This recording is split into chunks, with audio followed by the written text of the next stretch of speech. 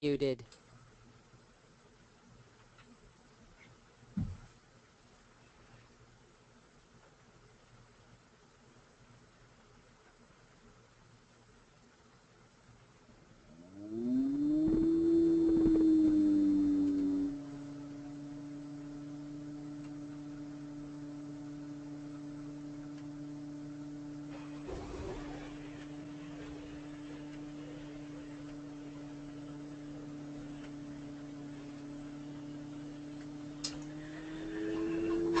Well, hello everyone.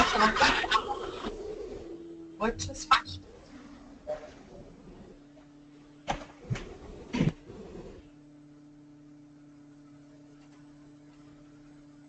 Welcome to ACHE's third webinar of 2016. I am Stephanie Cuddy, the Director of Adjunct Faculty Development at Indiana Wesleyan University and the Assistant Chair of ACHE's Digital Programming Committee. Today we're welcoming Dr. Dawn Fenn on the topic of Principles for Effectively Working with Adult Learners. Dr. Dawn Fenn is the Dean of School of Education at Regent University in Virginia Beach, Virginia. He's been an educator for over 25 years and specializes in adult learning. Dawn currently serves on the Board of Directors for the Commission on Adult Basic Education and has served on other state and national boards and committees. He has consulted with local, state, and national organizations on effective adult learning principles and has provided professional development opportunities for these groups and stakeholders. Additionally, Dawn has presented at numerous state, regional, and national conferences on topics related to working effectively with adults in various learning settings.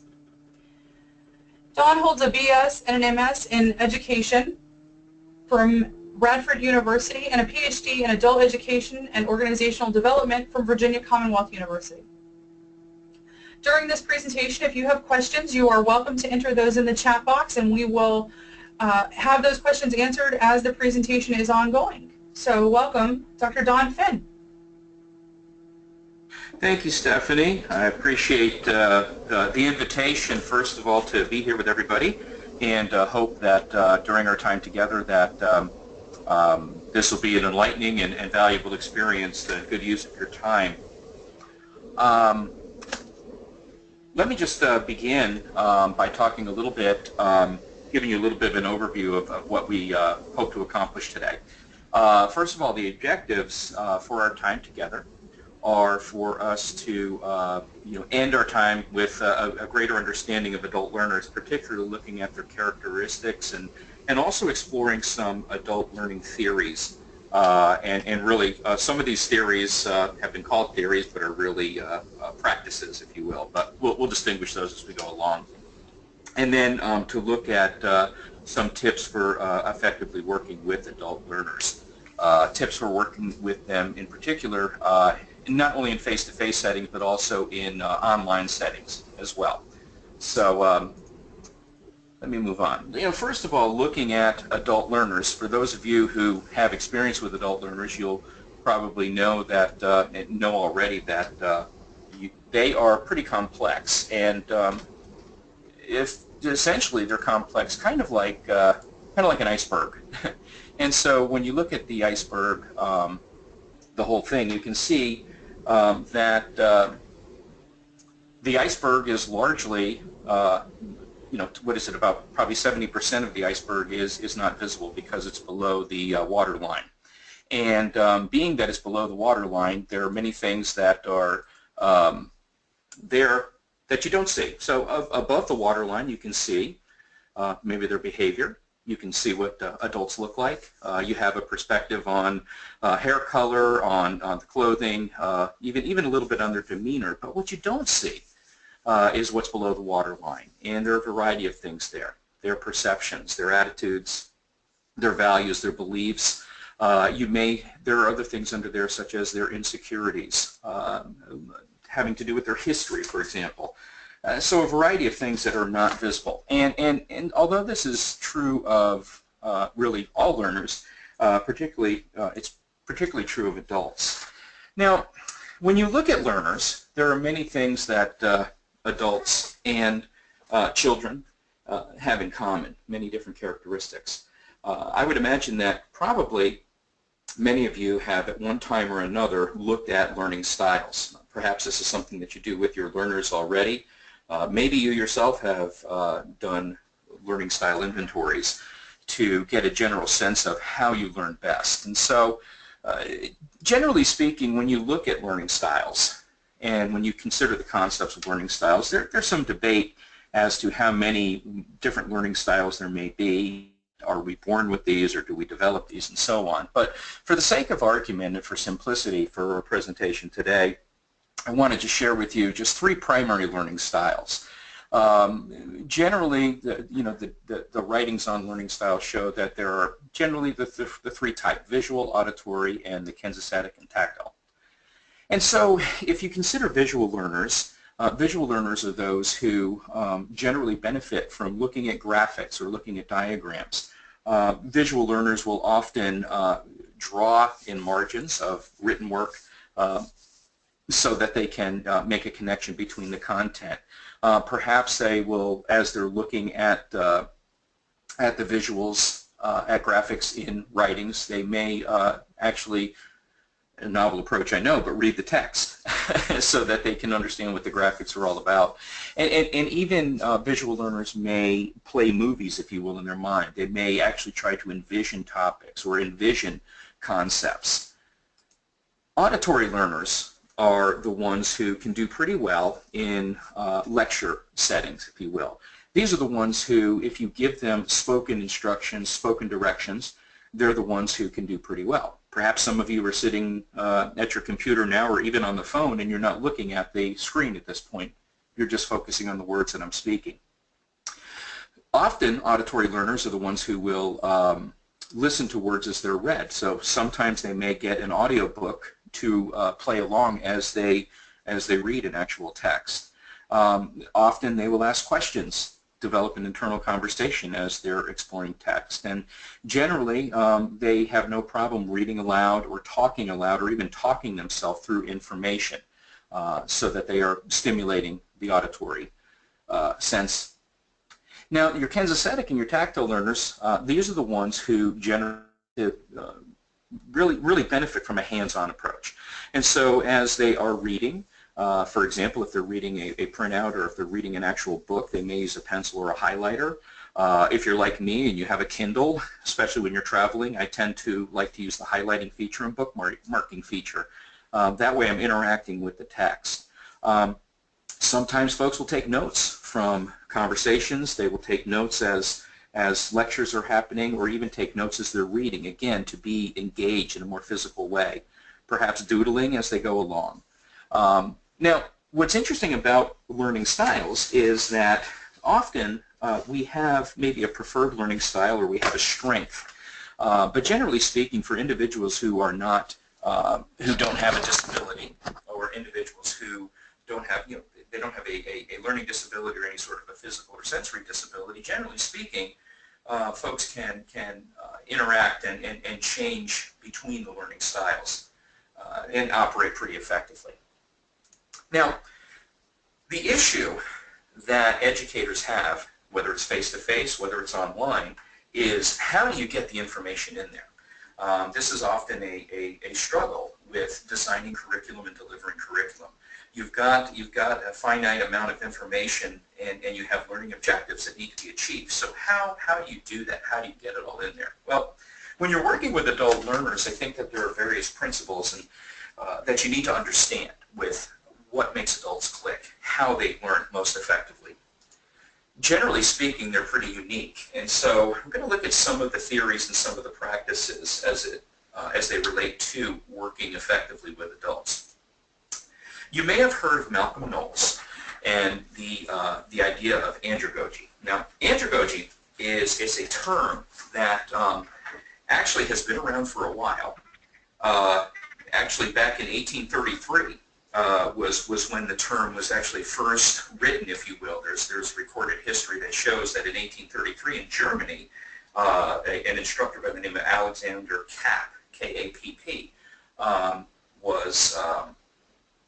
actually was looking and reflecting on the learning process and the learning transaction and coined the term andragogy. Now, andragogy literally means to lead man, or leading adults. That's what andragogy means. And it is when it first came out, it didn't gain much traction in the 1800s.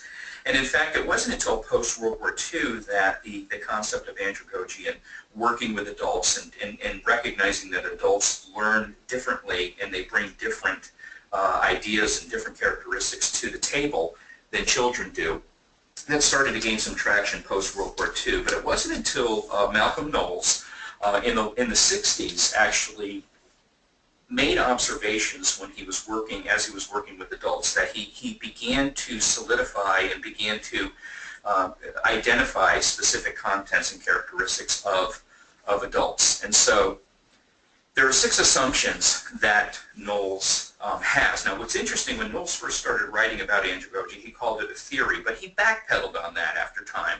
And in backpedaling on that a little bit, he said, you know, these may not be a theory, but these are actual practices or actual principles for working effectively with them. So the principles, as you can see, have to do with self-directedness. It has to do with the fact, number 2, that adults will draw from their life experiences, that the life experiences that they have, both positive and negative, they draw from those things in order to really help make meaning. Social roles, number 3, help to determine the adult's readiness to learn. The roles that they have within their societies or even micro-societies, and that really will help to dictate their readiness to engage in learning activities. Number 4, that they're problem-centered rather than subject-centered. You know, generally speaking, adults won't come to a learning setting saying, I really need to learn algebra, or I really need to learn public speaking. In fact, they come to a learning program and algebra or mathematics of some sort, maybe public speaking, maybe physical education is part of a predetermined education program. And so the problem is they need that credential, and so there may be some courses along the way that they may not necessarily think they're interested in or be interested in at all, but that they need to do. So they tend to be problem-centered as they approach learning. There is also an internal locus of control with adults. Generally speaking, adults enter into learning settings largely on their own initiative. There's not compulsory adult education necessarily. I'm sure there are instances where adults may find themselves in a learning setting as a result of an outside force, such as a court order or something, to go and enter into a learning setting. But for the most part, there's an internal motivation that drives them. And the final point and the final assumption is that adults need to know why they need to learn what they're learning. They need to see some logic behind the why they have to go through a learning program. And really it goes back to you know, the whole idea of relevance, which feeds into self-directed learning. Now, with adults and looking at andragogy, you can see from this graphic here the 4 orbs that are floating around adult learning there that really help to kind of encapsulate a little bit deeper the idea of adult learning. With self-concept and motivation to learn, adults have a need to be involved in planning and evaluating their instruction. They have a need to, again, that goes to the why in the learning, that they need to be engaged in any assessments that they may have to do, and then the interpretation of those assessments. That they need to, you know, they need to be engaged in planning their instruction as much as possible, or their course of study as much as possible. The experience factor, in positive and negative experiences, good experiences, bad experiences, they really provide a basis for learning activities. And the experience is drawn from by adults to, they may come into a learning setting with an attitude of whether or not they are able to succeed, whether or not they are able to get, if you will, get the topic area. And so experience can have a positive or negative impact, but they can also use that experience as a basis on which to build the next steps of learning. Generally speaking, as it speaks to readiness to learn, adults generally want to engage in learning activities and subjects that have more immediate relevance to their life.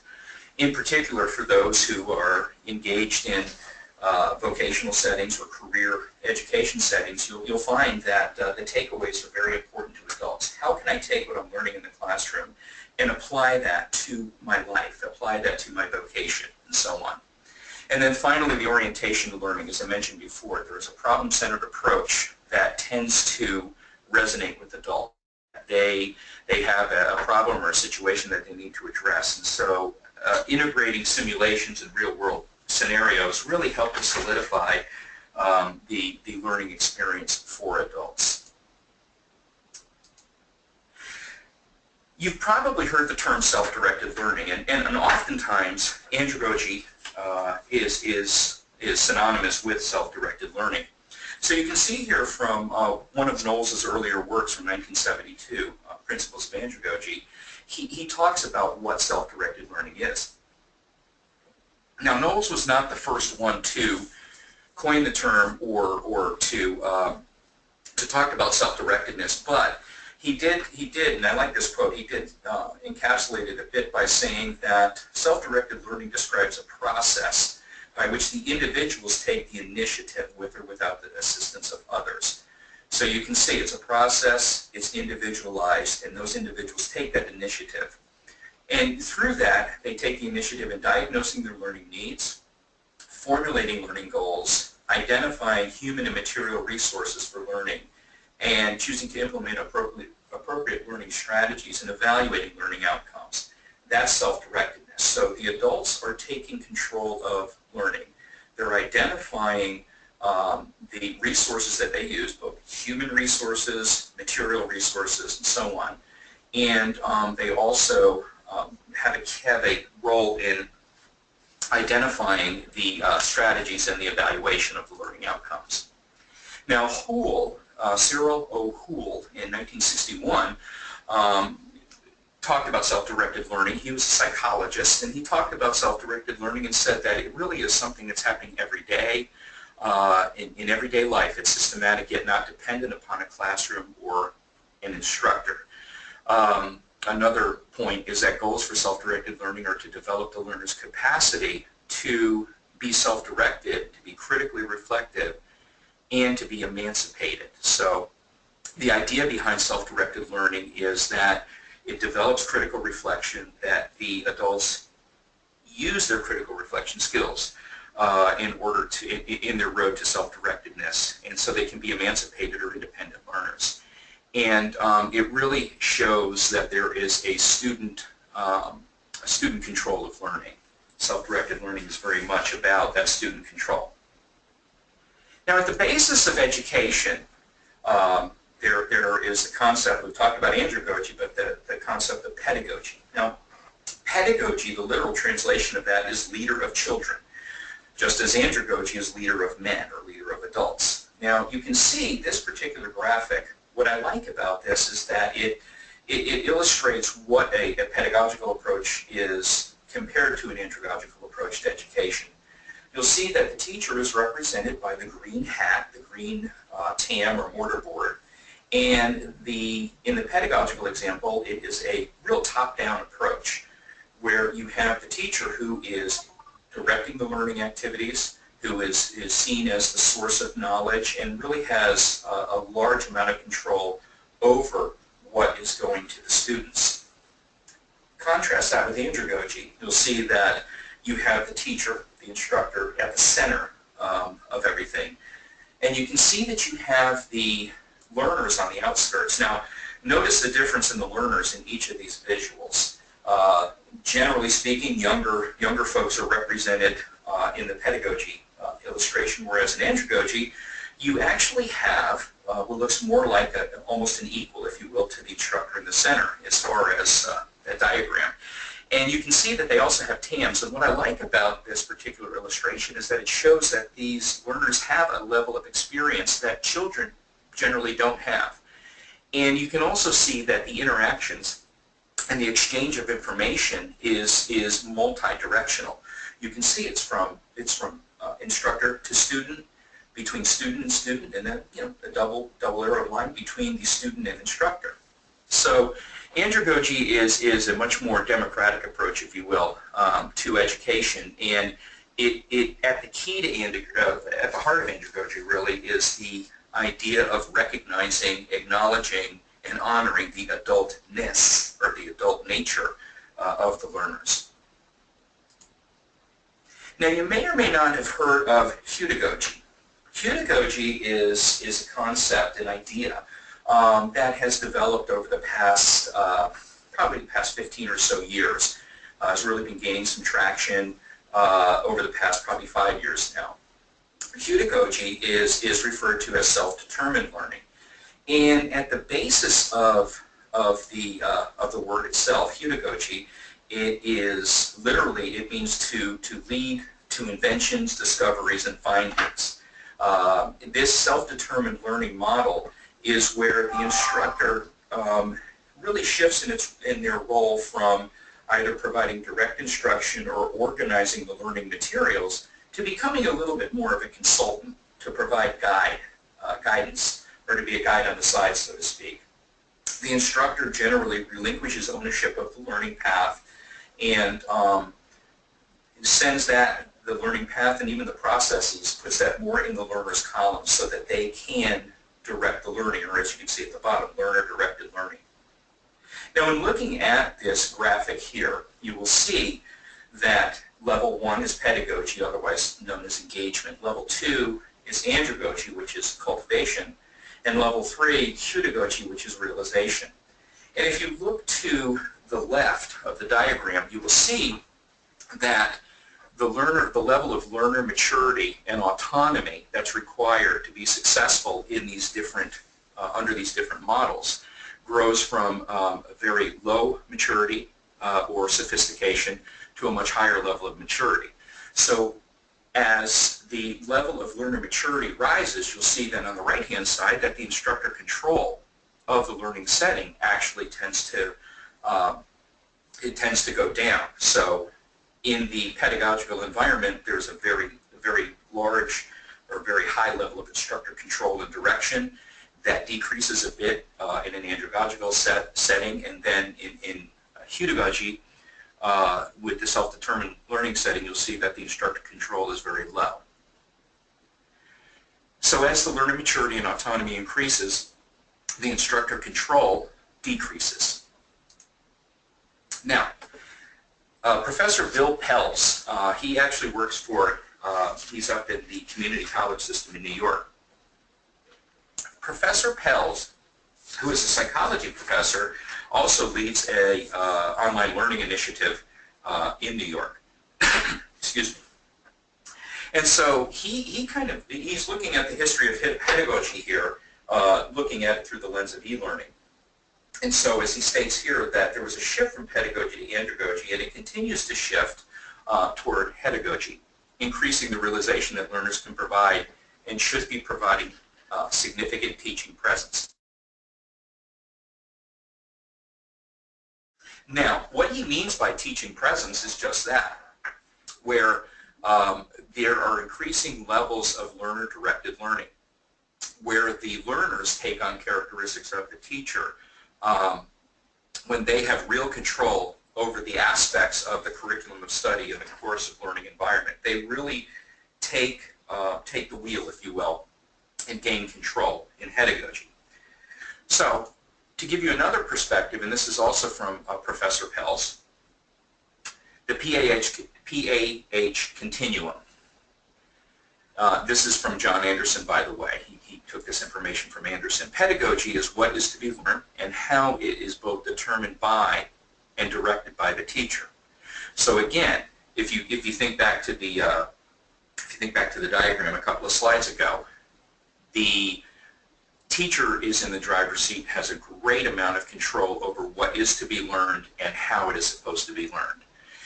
When you get into andragogy, what is learned is determined by the teacher, and how to learn is directed by the learner. So you can see that although in an andragogical environment, primarily working with adults, that the adults still are entering into a program that has a level of structure, that has learning options that are provided to the learners and so on, but the learner has more control over what they learn. There are more options provided for them to demonstrate competence. And then in pedagogy, what to learn and how to learn are the responsibilities that shift to the learner. Now, I work in a university environment, and our university, we have undergrad, graduate, and doctoral programs. And so in that light, the undergraduate programs tend to be very scripted. They tend to be very planned out, and there are very few options for the learners, somewhat resembling the pedagogical approach. When you get into a master's program, the master's program tends to have more options, not only more options in the different tracks or courses of study, but also has options in how assignments are to be carried out and so on. So there's more control. The learner has more control over how they learn and what it is that they learn. But then when you get into a doctoral program, in my eyes, and the way that I can relate these concepts is that the level of instructor control gradually diminishes through a doctoral program, through the point of constructing classes, having courses that are required that need to be taken along the journey, until the student gets to the comprehensive or candidacy exam. Once they cross the threshold through comps, when they get to the other side and are in the dissertation phase, they are completely directing, or nearly 100% directing their project, their dissertation. Now, you may see this in master's theses as well, but you have an instance where the learner takes total control of what it is they're going to learn, and the professor, through that process, becomes more of a consultant to the learner in order to help them, to help bounce ideas, to help maybe find resources, both human resources, material resources, and so on, to guide that. So pedagogy, or the pedagogy rather, that is an opportunity for the learners to really take control of the learning setting. Now, Pels went on then to coin a term called technopedagogy. So for those of you who are teaching college students, workplace students, those of you who are involved in instruction, whether it's fully online, hybrid model, or even the traditional face-to-face, technopedagogy is really where the online learning environment comes in, and the exchanges or the transactions that happen between students and professors, and so on. There are three principles that Pels outlines here for effective practice. First of all, letting the learners do most of the teaching. Now, what's interesting about having the learners do most of the teaching, it's kind of like you're handing the keys over to the prisoner, so to speak, and you know, that can be pretty risky. But the way that the learners do most of the teaching is through various discussion forums, group projects, and so on. The engage or enrage design, number 2, is to design the maximum level of interactivity to facilitate content and social engagement, to really establish a community of learners, to make sure that there are these opportunities in the online environment for engagement to happen all around, student to student, student to professor, professor to student, and so on, and also interacting with the material itself. And then number 3, making instructional design decisions that maximize the learner's opportunity to add social and teaching presence. And so, again, the whole idea here with technopedagogy and the adaptation, if you will, or the the integration of technology in these types of learning settings is to set up opportunities for learning communities to take place, for learners to become informed, for learners to become knowledgeable in the subject area, and to engage with one another. That's the idea behind technopedagogy.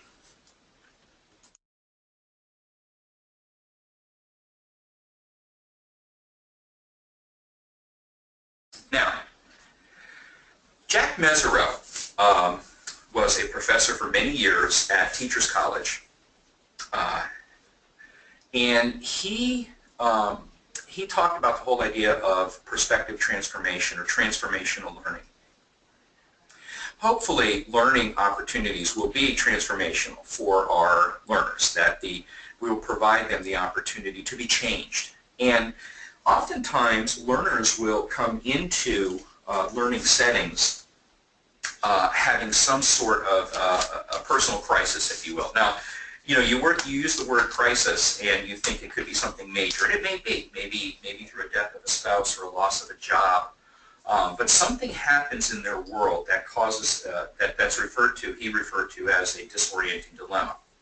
That disorienting dilemma causes the individual to realize that perhaps they need to learn something new, or they need to change their perspective, and so that leads to critical reflection. In the critical reflection stage, that is where the individual assesses their assumptions about themselves and about the world around them, which then can lead to a changed worldview.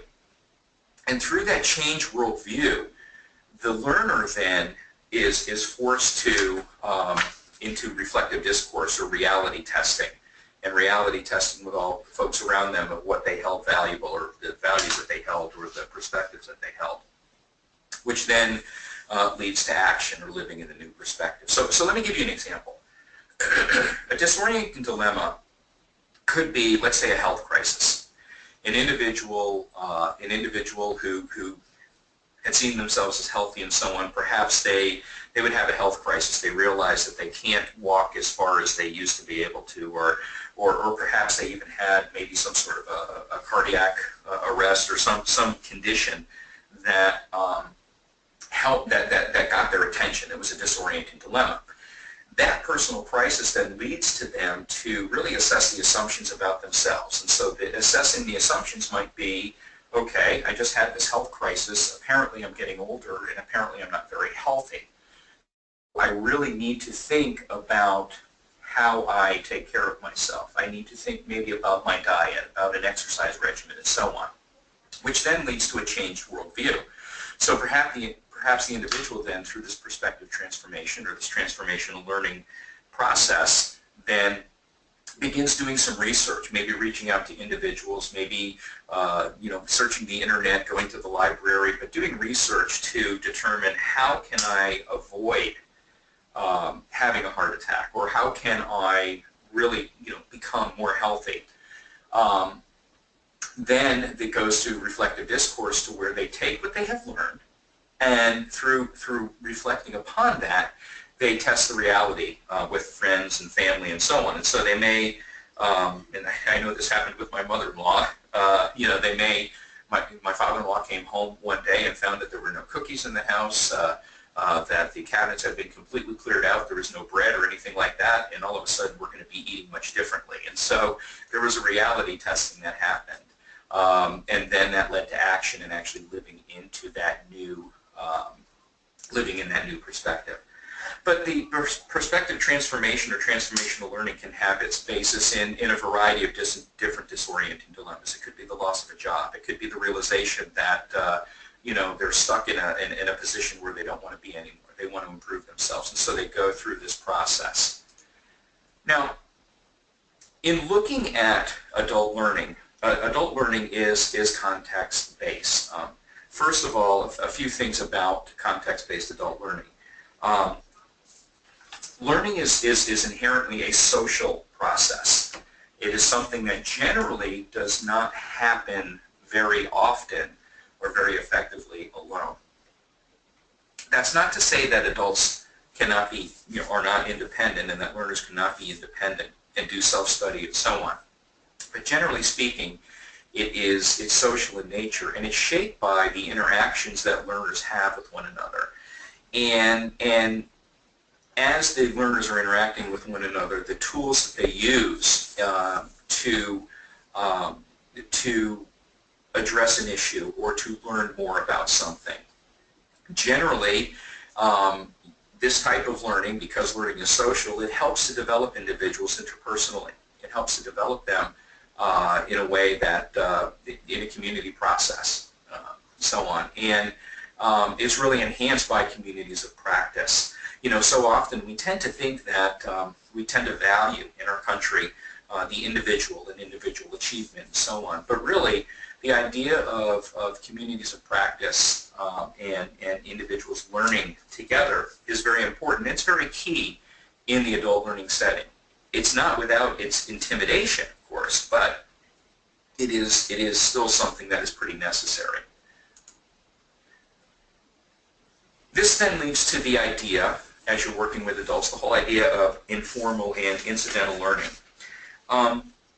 Informal learning is unstructured learning where the control rests primarily in the hands of the learner. And so going back to that learner that had the disorienting dilemma, perhaps related to their health, they likely would reach out and do some research. They don't necessarily go to a class, but they begin doing research into health issues. They begin doing research into maybe a disease that they've been diagnosed with or whatever. But the learner drives the learning and reaches out. Incidental learning is generally a byproduct of some other activity, interactions and trial and error and so on. For example, you may have had the situation where you have gone into a learning setting with the full intention of learning about something having to do with your vocation, but you saw the technology that the presenter was using and you thought, that is a really neat piece of technology. I love the way that they're presenting that. I love the way that the technology engages the learners and so on. And so the incidental learning that occurs may have absolutely nothing to do with what the topic at hand was, but you learn from it. Another form of incidental learning could be, for example, realizing that on your way to your workplace, that the speed limit really isn't 55, but it's actually 35, and so through trial and error, the police officer behind you helped you to realize that, in fact, your thinking was an error. Really, when you look at informal and incidental learning, though, it's very key. It's really at the heart of adult education because of the learner-centered focus and really the experiential approach, that independence of the learner. And even informal and incidental learning can actually be enhanced by a well-planned educational intervention. Okay, so looking at informal learning, you can see the 70-20-10 model here, and this comes from the Center for Creative Leadership.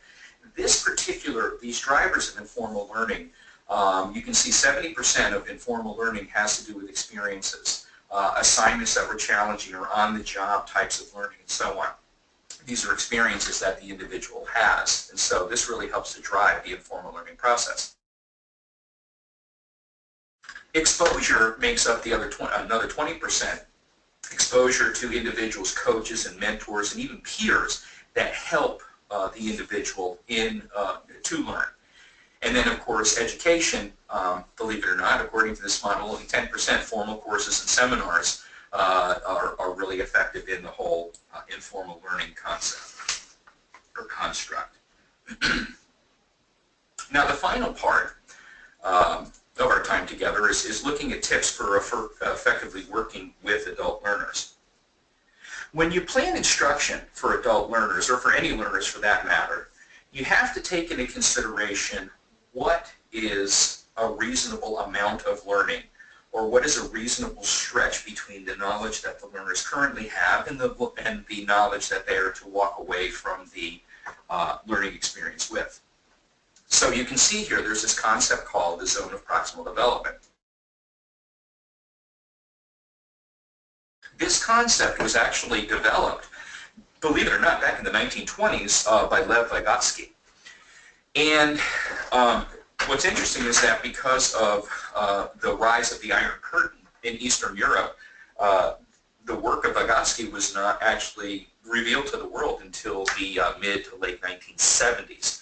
But the idea behind the zone of proximal development is that, as the quote says, the distance between the actual development level is determined by independent problem solving, and the level of potential development as determined through problem solving under adult guidance or in collaboration with more capable peers. Now, the idea of the zone of proximal development is very widely accepted and a lot of exposure to the ZPD, as it's called, has been given for those who work with children. Yet it's very, very applicable to adults. And as you can see through the illustration on this slide, that the zone of proximal development is something that you can see the student's depth of understanding versus the level of difficulty. The student's depth of understanding is something that you want to move to the right. That's something that you want to move, and you want your student to grow in depth. But as they grow in their depth of understanding, the difficulty of the lessons need to increase. So you can see then that on the yellow line in the center that says zone of proximal development, the distance between the dotted line at the bottom, the black dotted line at the bottom, and the black dotted line at the top, within that distance, that is the zone of proximal development.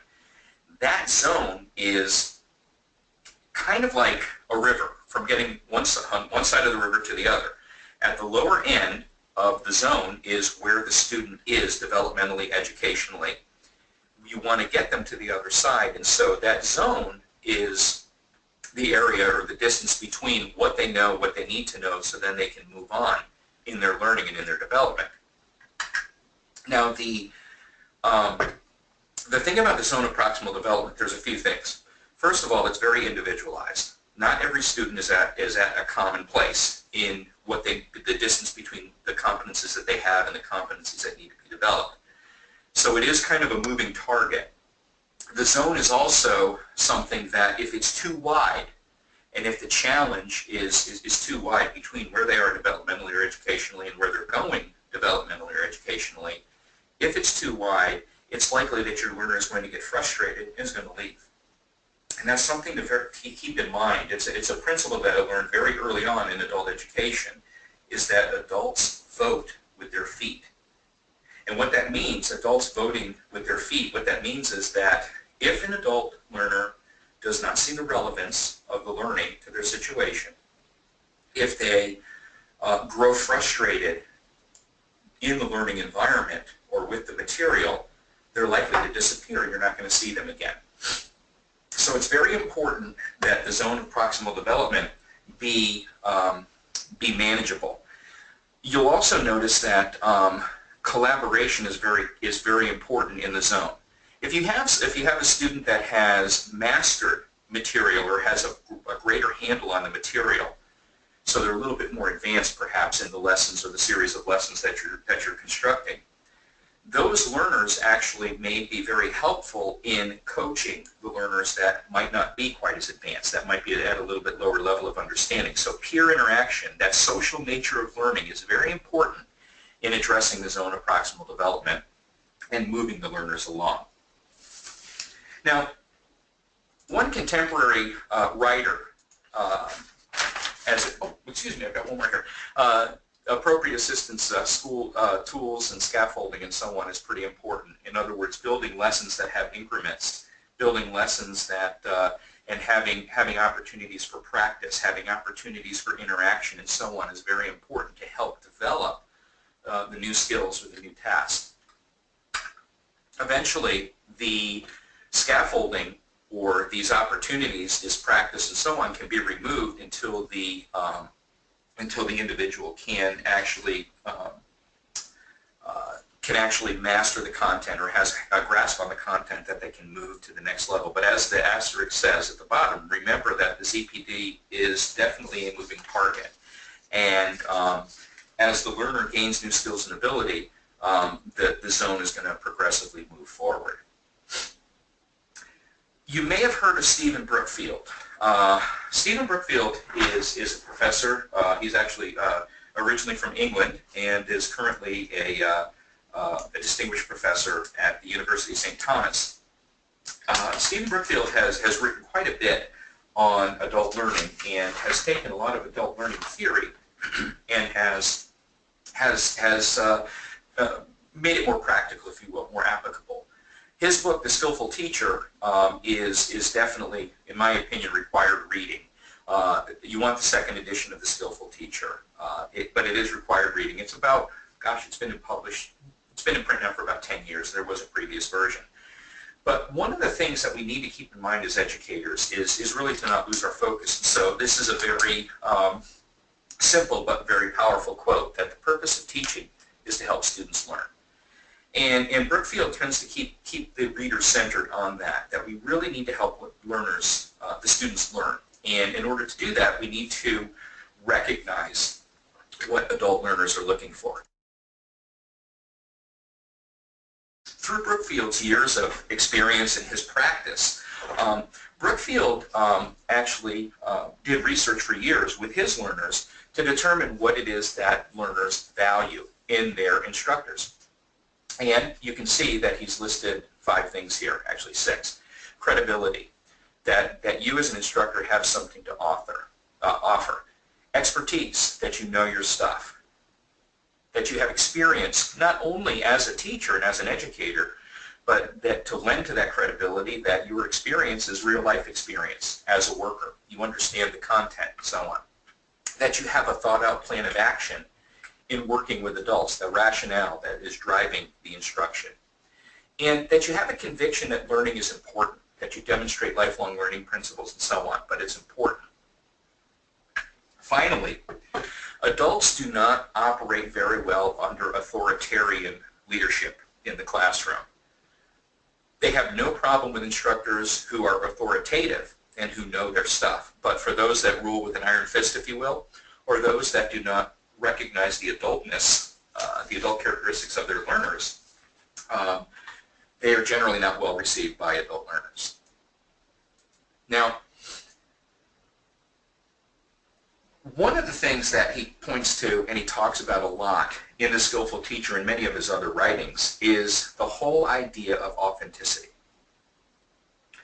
Adults do not want to feel duped. Adults do not want to feel deceived, but rather they want to know that those who are instructing them are authentic, not only for those, not only possessing characteristics that I mentioned before about credibility and conviction and so on, but also that there is congruence between the words and actions of their instructors, that what you see is what you get, that the criteria that you have, the expectations and criteria for the courses and for the assignments are up front, that you're not hiding anything, but there's full disclosure.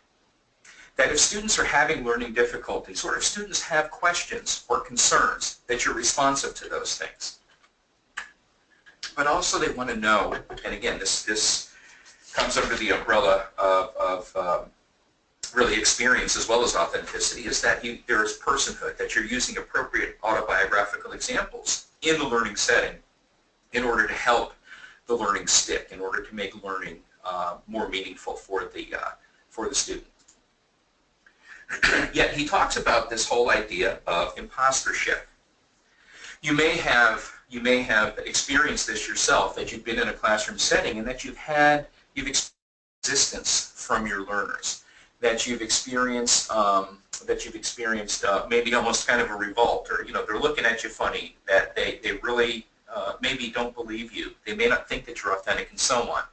And so as he points out here, the imposter syndrome means that it is encapsulated in this quote, that one of my most frequent errors is to assume that if 1 or 2 people are expressing resistance, then it must be felt by the majority of the class.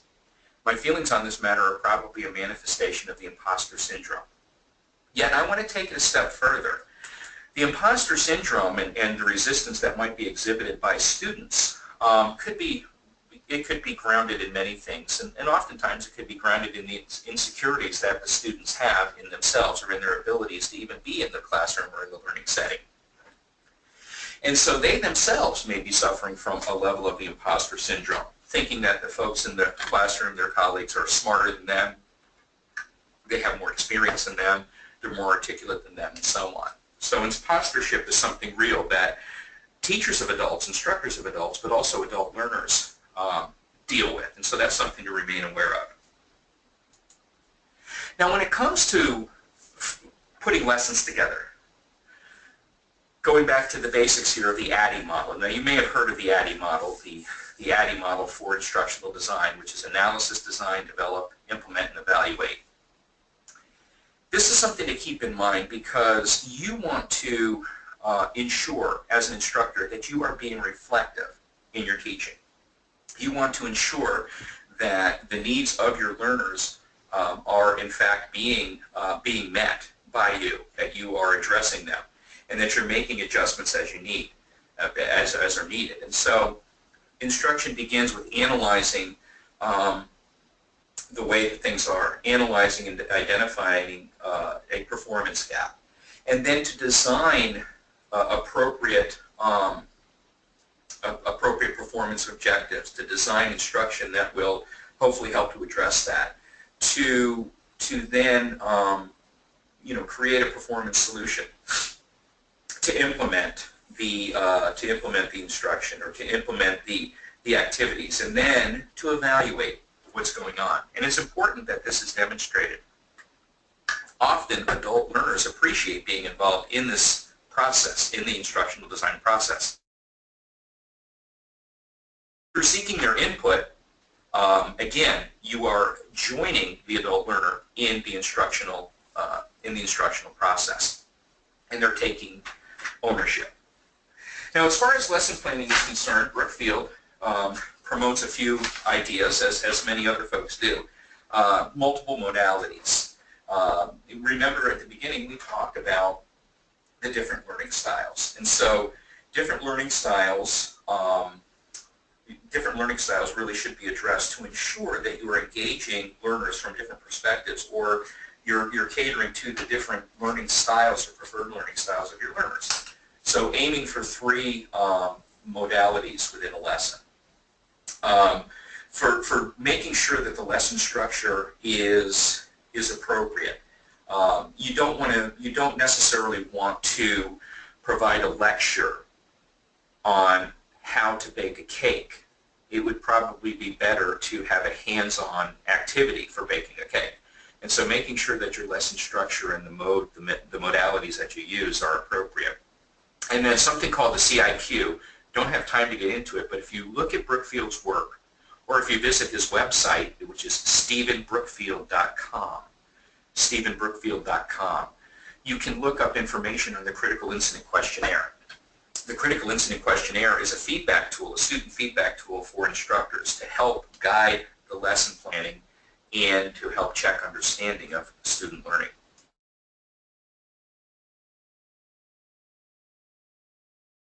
Generally speaking, frequent recaps are important to help gauge understanding and help to ensure that learners can see the connection between concepts. Making sure that explanations happen frequently, and also to make sure that that there are regular example exercises, that you're engaging the learners perhaps in writing examples to illustrate a skill, using learners to provide some feedback, and so on. And then if you have any outside activities, homework activities, group activities, off the grid activities, even discussion forums and so on, learning activities in, use the discussion forums to help deepen the understanding of the concepts. Use the reading, make sure that the reading assignments, again, help to solidify those concepts and so on. Make sure that it all relates. Now for adults, learning involves reflection, and so this provides a case for double loop learning. You may have heard the concepts of single loop learning and double loop learning. Now, generally speaking, single loop learning is the most common type of learning because basically we start with strategies and techniques through the learning process, through the reading, through the assignments, and then you get the results. Then you go back, and you see how the results are, and then you go to the next learning activity. And so that's a single loop learning. Double loop learning actually questions the underlying assumptions and values and beliefs in what's being done. So if you start with the assumptions of this is what needs to be learned, or this is how we do things, then you develop strategy and techniques, the lessons, the interactions and exchanges. Then you look at the results of what happens in the learning environment. Then you take it back and you go back to questioning the assumptions. Why did students perform well? Why didn't they perform well? Why did the discussion go this way versus that way, etc.? And so That's the idea behind single loop and double loop learning. Now I realized that this time together there was a lot of information that was shared, but I wanted to make sure, really, ultimately with our time together, that I threw ideas out to you that would help for you to think a little bit about your practice and about your context, the context of learning and so on, and how you do things. So I do hope that it has been helpful and beneficial for you.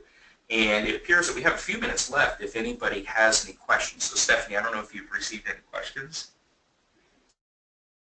We have not received any questions as of yet. I have a question. Okay. I'm Deb Eischen. I was wondering how you define the adult learner, because I teach traditional and non-traditional students, but these students are the non-traditional, or the traditional, are between 17 and 21. Do you consider that an adult? When you look at the literature in adult learning, generally speaking, the adult is identified as somebody who's 25 years and older. However, it's not to say that these principles that I've talked about, or even the concepts of andragogy and so on, don't apply to younger individuals in your classrooms. I think it's largely dependent upon their experience. I know that I have taught traditional age students who have had far more life experience, positive and negative, than I have, and so my definition, I guess, of adult is dependent more probably on the experience than on the chronological age. Yes, I agree. And also these younger people are exposed to so much more information and privy to so much more than we were. Well, I'm going to speak for baby boomers, than we were. So I'm going to think of them as adults at 17. And I appreciate your presentation. It was very informative. Well, thank you very much. I appreciate that.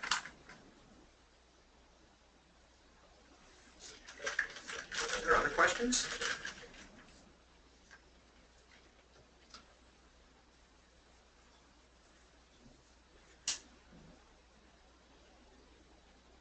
Okay, well, apparently there aren't any other questions, but if you, a couple of things that I might refer you to. Let me provide you with some resources that may be helpful, excuse me, as you look at adult learners. As I mentioned before, Stephen Brookfield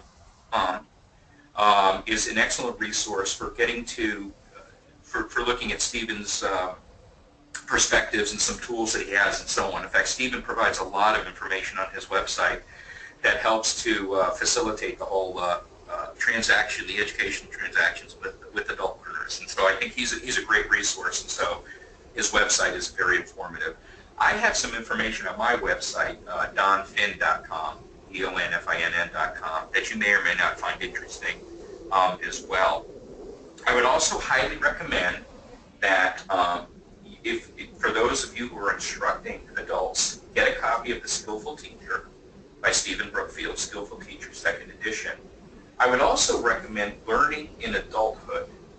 The book Learning in Adulthood is by Merriam, Caffarella, and Baumgartner. And Learning in Adulthood, it's the latest edition. I believe it's the 3rd edition, which has 3 authors. Learning in Adulthood is a nice book in that it helps to address different types of adults, different methods for instructing adults, but also looks at the psychological background of adults and so on. So that would definitely be good reading as well. If you were to go to the AAACE website, the American Association for Adult and Continuing Education, or it's AAACE.com, so it's 3 A's, AAACE, no, I'm sorry, it's ACE.org, excuse me, AAACE.org. The American Association for Adult and Continuing Education has some very good resources and links to resources for working with adult learners. Finally, there's another little book that's out there by an author by the name of Raymond Walkowski, and I won't even try to, or Walkowski rather, I won't even try to spell his name, but the book is called Enhancing Adult Motivation to Learn. Enhancing Adult Motivation to Learn. A very good book with just that, on the topic of motivating adults to learn, providing opportunities for adults to have success in the classroom. So those are just a few resources that I would recommend for you, and hope that they will help you in your learning journey as you work towards being a more competent and confident adult educator.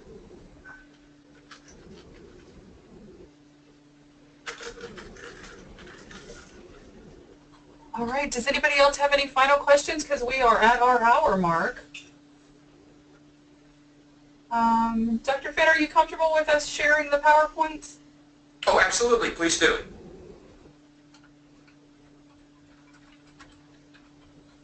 So the PowerPoints are going to be available, and the recording will also be available, and we'll get that to you in the next few days.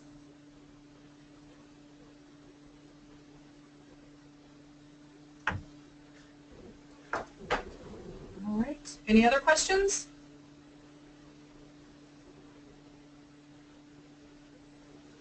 Thank you, everybody. I hope you have a great day and a great rest of the summer and great new academic year.